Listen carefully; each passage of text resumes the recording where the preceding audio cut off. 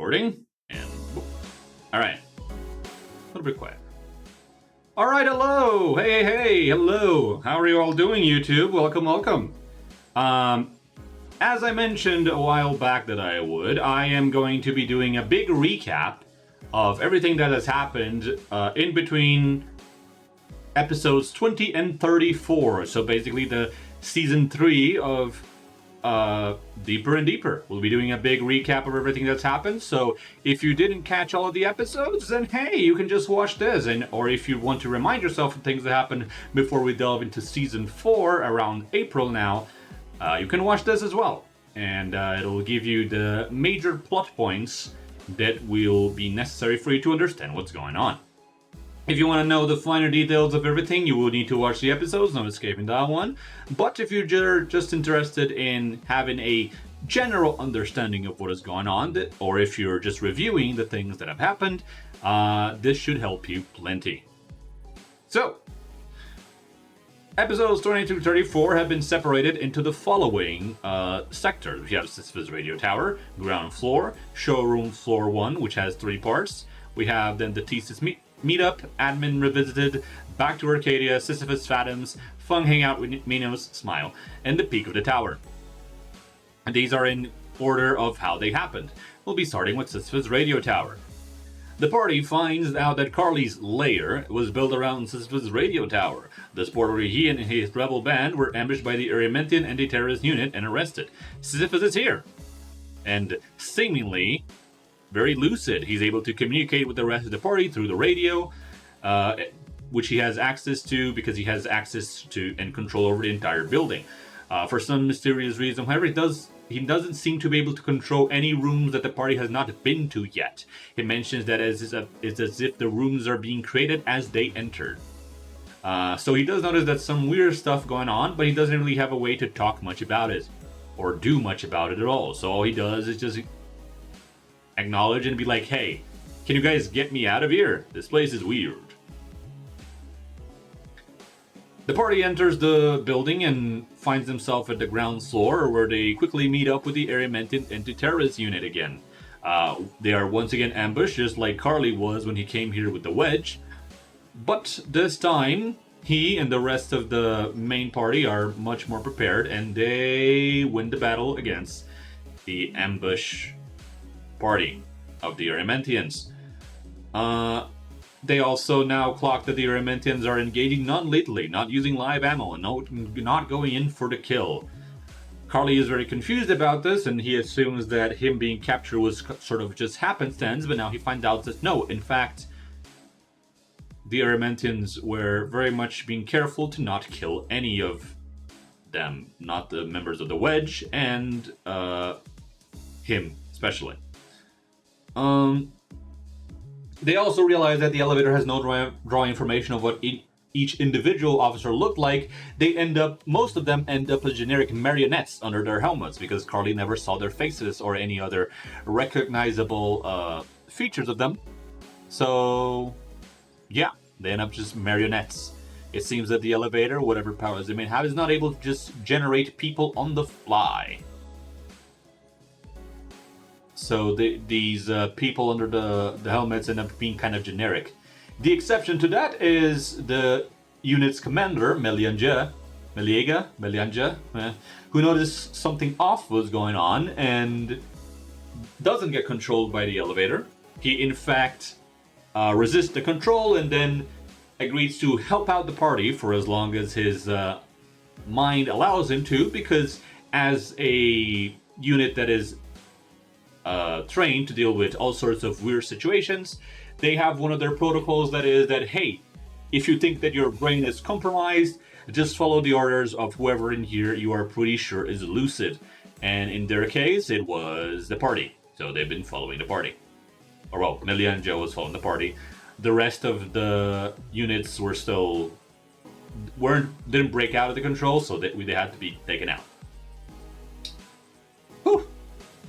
Anyways, after that, they make their way up into the first floor, and they find that the first floor has been remodeled to somewhat look like the Wedge's home base. even including a chest full of paper wishes, a custom done by the Rogue Rebellion, where they write down their wishes for the rebellion in the future and put them down in a big box along with everyone else's wishes and hopes and aspirations. They find that to advance, they must assemble the band. And off to the side in this room, they find doors, each tagged with the name of each of Carly's bandmates from the Wedge. They go into Siren's door and find her in what appears to be some sort of nightmare scenario for her, where she's working at a fast food restaurant for minimum wage. Her manager turns out to be a real person who's been trapped in the elevator for years, a cyborg by the name of Theo.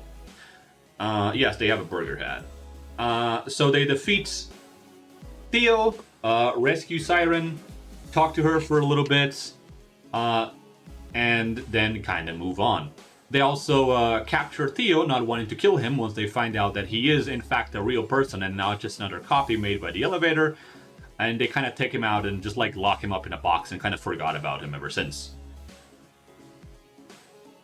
Yeah, that was funny. Anyways, on their way out of Siren's nightmare scenario, they are ambushed by the Minotaur once more. Melianja stays back to help them escape the Minotaur and stall the Minotaur for as long as he can.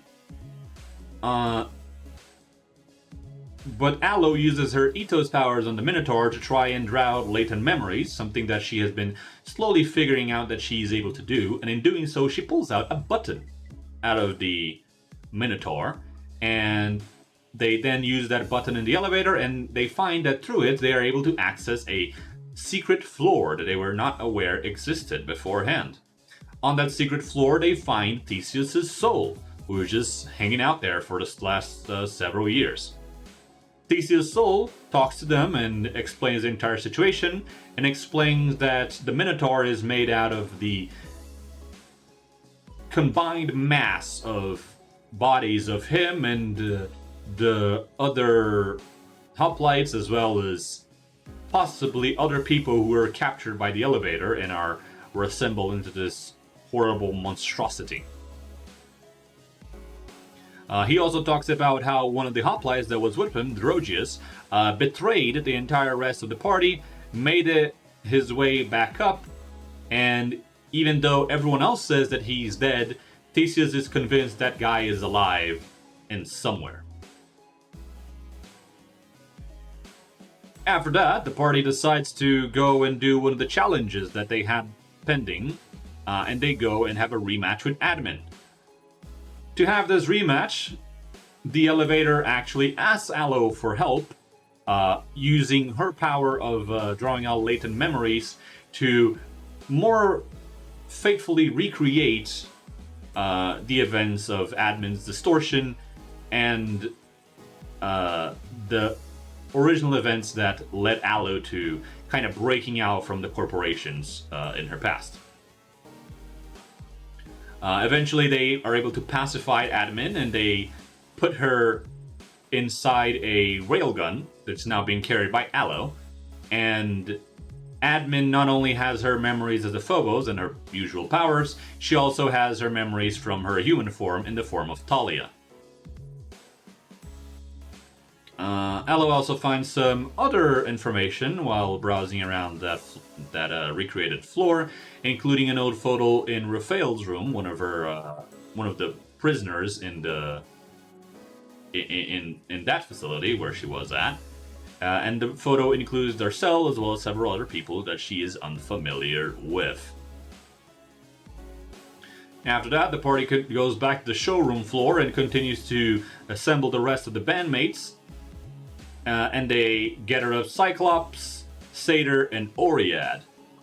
Satyr finds himself locked in the Zeus Tech facility again, forced to work on weapons developed for Zeus Tech.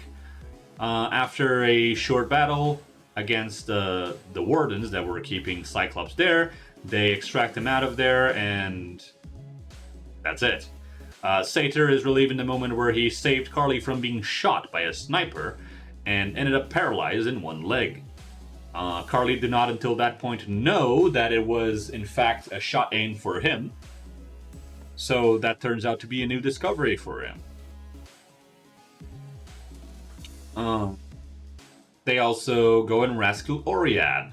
also known as Kylene by some, and also known as Nunacris to others. She seems to be locked up in a torture chamber, which is familiar only to her and Darcel. Though she and Darcel are both kind of scarce in the exact information, it does seem like she and Darcel have more past than others were initially led to believe. And Kylene, or Oriad, or Nonacris, also reveals that she's been around for actually 200 years through the power of ambrosia, and that all of the leaders of each of the companies of the Olympus, all the companies of Olympus, all the heads of the companies, are also all running on ambrosia and are therefore immortal just as she is. She mentions that she used to be part of their group long time ago, but has since broken off from them and has been fighting against them. After that, the group decides to go back to Arcadia to go grab this funny crossbow by the name of Hunter. They have a long grueling battle, but they eventually recovered the crossbow, and they figured out that though bringing a crossbow out the surface causes him to melt, if they keep Hunter down with Theseus in his hidden floor, they can keep Hunter around indefinitely, and also use him to communicate with Cass and the others over at Arcadia. After that, they go back to the showroom once again. With now the band entirely assembled, they bring all the band members over. After bringing all the band members over, they have to fight all of them. A big fight ensues where the party has to fight the entire wedge, save for Carly, who's of course part of the main party right now, and they win.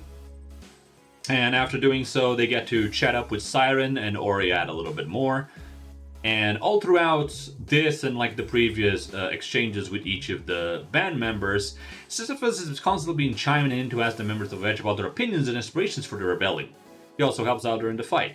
But the party is becoming increasingly suspicious of why Sisyphus is so interested in finding out more about all of them. Eventually, they proceed to the next floor of Sisyphus Tower, and they find themselves in what appear to be some strange snippets of memories which not belong to Carly. Soon they found out that in fact those belong to Sisyphus himself.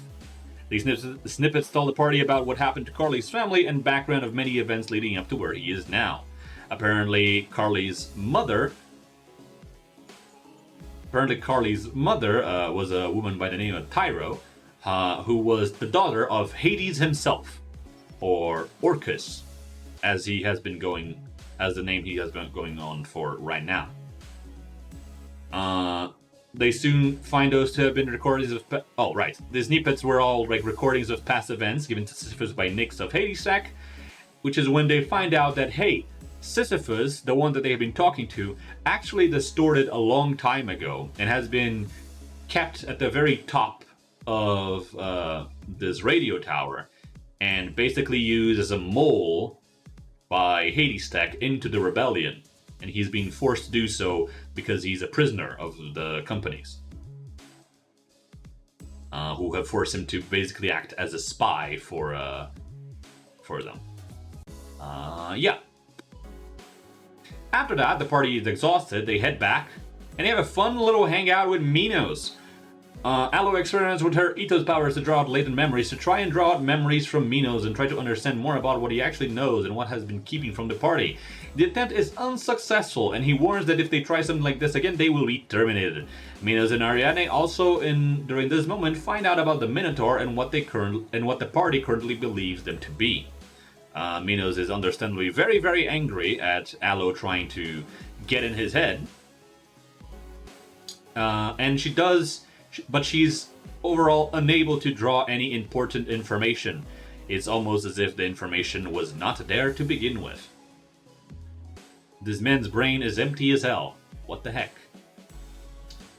After that, the party heads up to the peak of the tower to finally face off against Sisyphus himself, the voice of the people, or, as he has been classified, Atachophobos.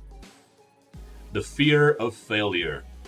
After a very, very long fight, they win, Carly having also awakened to his ethos power, Wings of Rebellion, that allows him to fly, something that is very useful in this fight because they have to basically climb their way up to the tower, and it was a very cool scene. It had very cool music, but it was really, really long. On the way back to the surface, they find that Sisyphus' relay station has gone silent after this fight. They know that, in theory, though the Phobos are connected to their copies made inside the elevator, defeating the one inside the elevator shouldn't do any harm to the real one, so they're very confused about what the heck just happened, and why is he silent. Sadly, they don't have time to figure it out, because they go to sleep after a really hard fight. And during their sleep, Carly has a surprise dream visitor. He finds himself, or a fragment of his soul, summoned into the Acheron, the river of the underworld, where this mysterious woman with a white long coat and a big greatsword on her back is there waiting for him.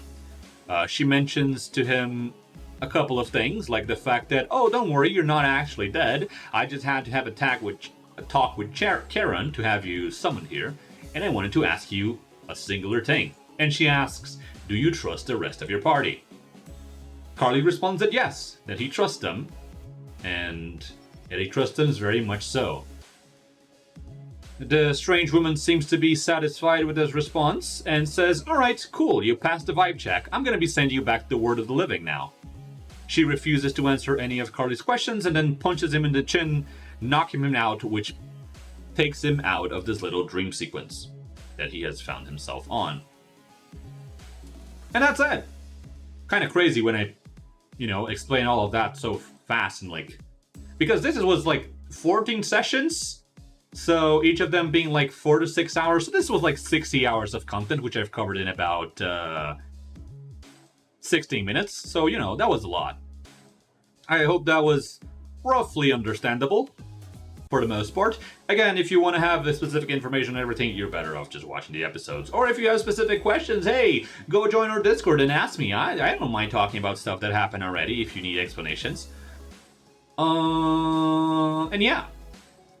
Season 4 of Deeper and Deeper is scheduled to be starting on April 10th, where we will be going into the Darcel's floor and undoubtedly finding out many things about this mysterious, edgy old man that has been with us for a while now. What secrets might he be hiding? Guess we'll find out when we get there. I don't have anything else interesting to say. Hey chat, say bye-bye to YouTube. YouTube, say bye-bye to chat. Bye! Bye! Thank you so much for watching. Take care. Bye-bye. Waves at you, waves at you, waves at you, waves at you, waves at you, waves at you, waves.